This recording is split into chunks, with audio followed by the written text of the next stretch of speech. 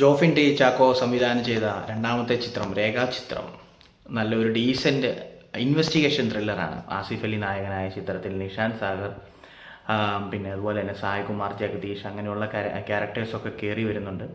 അനശ്വര രാജൻ അതിനകത്ത് ഒരു കേന്ദ്ര കഥാപാത്രത്തെ അവതരിപ്പിച്ചിട്ടുണ്ട്. രേഖ എന്ന ടൈറ്റിൽ കഥാപാത്രത്തെ അനശ്വര രാജനാണ് അവതരിപ്പിച്ചിരിക്കുന്നത്. അനശ്വര രാജനെ ചുറ്റിപ്പറ്റിയുള്ള ഒരു കഥയാണ് സിനിമയിൽ പോകുന്നത്. തുടക്കത്തിൽ തന്നെ ആസിഫ് അലിയുടെ ഒരു പോലീസ് ക്യാരക്ടർ, അദ്ദേഹം ഒരു പോലീസ് ക്യാരക്ടറാണ്. അപ്പം അദ്ദേഹത്തിൻ്റെ ഒരു സ്വഭാവ രീതിയും കാര്യങ്ങളും എങ്ങനെയാണെന്നുള്ളതൊക്കെ ഒന്ന് മനസ്സിലാക്കി തരുന്ന രീതിയിലാണ് സിനിമ തുടങ്ങുന്നത്. അതിനുശേഷം മുന്നോട്ടേക്ക് പോയി നീങ്ങി വരുന്ന വഴിക്കാണ് മറ്റൊരു സ്ഥലത്തേക്ക് അദ്ദേഹത്തിന് സ്ഥലം മാറ്റം കിട്ടുകയും അവിടെ ചെല്ലുമ്പോൾ അവിടുന്ന് ഒരു പ്രത്യേക അവസരത്തിൽ ഒരു കേസ് കിട്ടുകയും കേസുമായിട്ട് ബന്ധപ്പെട്ട് അന്വേഷണം നടക്കുകയും ചെയ്യുന്നതാണ് സിനിമയുടെ ഒരു ഇതിവൃത്തം.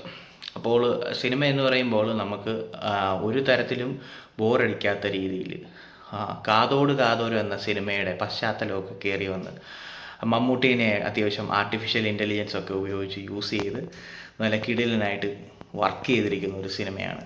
അപ്പോൾ എന്തായാലും തിയേറ്ററിൽ പോയി കണ്ടിട്ട് വളരെയധികം സാറ്റിസ്ഫൈഡാണ്. സിനിമയുടെ വിഷ്വലുകളെല്ലാം അടിപൊളിയായിരുന്നു, നന്നായിരുന്നു. പിന്നെ അതിൽ വന്നിരുന്ന ഓരോ ക്യാരക്ടേഴ്സും വളരെ ഇമ്പോർട്ടൻ്റ് ആയിട്ട് ഉള്ള ക്യാരക്ടേഴ്സായിരുന്നു. ആരും തന്നെ നമുക്കൊരു കല്ലുകളിയായിട്ട് തോന്നിയിട്ടൊന്നുമില്ല. ആസിഫ് അലിയുടെ കരിയറിലെ തന്നെ ഒരു നാഴികക്കല്ലായിട്ട് ഈ സിനിമേനെ നമുക്ക് കണക്കാക്കാം.